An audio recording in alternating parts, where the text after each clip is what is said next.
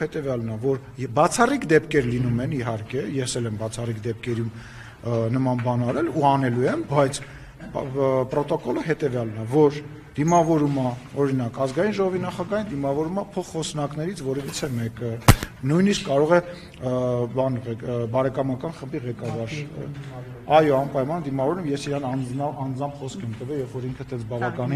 բավականին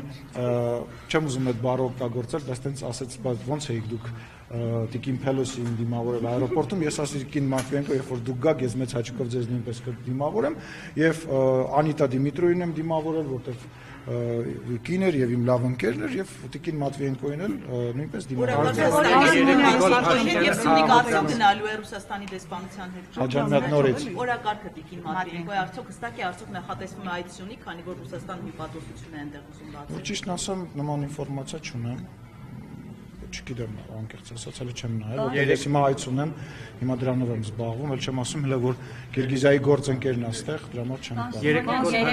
հայտարարել։ Մի րոպե, փայլեք։